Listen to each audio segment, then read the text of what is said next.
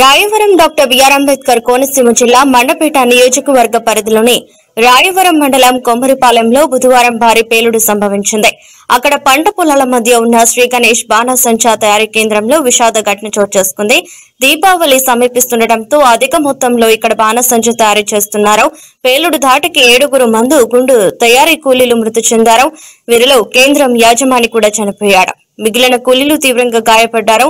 వీరిలో 6 పరిస్థితి విషమంగా ఉన్నట్లు సమాచారం. మృతులు పెరిగే అవకాశం ఉందని పోలీసులు తెలిపారు. ఈ ఘటనతో డాక్టర్ బిఆర్ అంబేద్కర్ కోనసీమ జిల్లా ఒక్కసారిగా ఉలిక్కిపడింది. ఎలక్ట్రికల్ షార్ట్ సర్క్యూట్ అవ్వడం కారణమని ప్రాథమికంగా చెబుతున్నారు. జిల్లాలోనే కొమ్మరిపాలెం లక్ష్మీ గణపతి ఫైర్ వర్క్స్ లో బుధవారం ఒక్కసారిగా మంటలు చెలరేగి విస్ఫోటం జరిగింది. భారీ పేలుడుతో ఒక్కసారిగా నిప్పురవ్వలు ఎగిసిపడ్డాయి. మృతుల కుటుంబాలను ప్రభుత్వం ఆదుకుంటుందని చెప్పారు. తీవ్రంగా గాయపడ్డ కూలీలకు మెరుగైన వైద్య సేవలు అందిస్తామని చెప్పారు. ఈ రోజు ఇక్కడ మనకి రాయవరం మండలం రాయవరం పంచాయతీలోని ట్రాకర్స్ మ్యానుఫ్యాక్చరింగ్ అండ్ సెల్లింగ్ రెండు కలిపి ఒక యూనిట్ ఇక్కడ ఉన్నది. యూనిట్ లోని రిజిస్టర్ సంఘటన అరౌండ్ 12:30కి ఇక్కడ ట్రాకర్స్ అనేది పేలి సుమారుగా 6 మృత్యువాత పడడం అనేది నిజంగా చాలా బాధాకరమైన సిచ్యువేషన్. ఇన్సిడెంట్ అయిన తర్వాత 12:40కి ఫైర్ డిపార్ట్మెంట్ వాళ్ళకి ఇన్ఫర్మేషన్ వచ్చింది.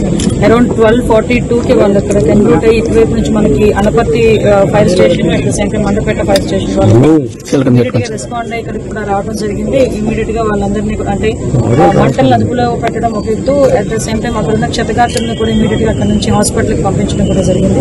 ఆ హాస్పిటల్ కి పంపించే క్రమంలో మా రామకృష్ణారెడ్డి గారు వాళ్ళ అబ్బాయి కూడా నియర్ బై ఉండటం, తను కూడా తన కారులోనే ఆ క్షతగాత్రులను ఎక్కించుకుని హాస్పిటల్ కూడా తీసుకెళ్లే పరిస్థితి కూడా కనిపించింది.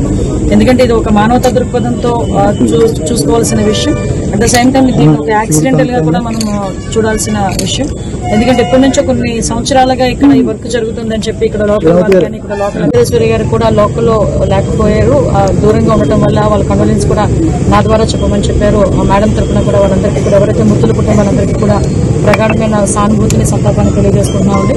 ఆ మృతుల కుటుంబాలు కూడా ఓవరాల్ గా ఇందులో 6లోని 4 మహిళలు ఉన్నారు. అదేవిధంగా 2 పురుషులు ఇస్తాము. ఎంత ఇస్తామన్నది ఒక కొంచెం డిస్కస్ చేసి సీఎంఓలో కూడా మేము అందరూ డిస్కస్ చేసుకుని చేస్తాం.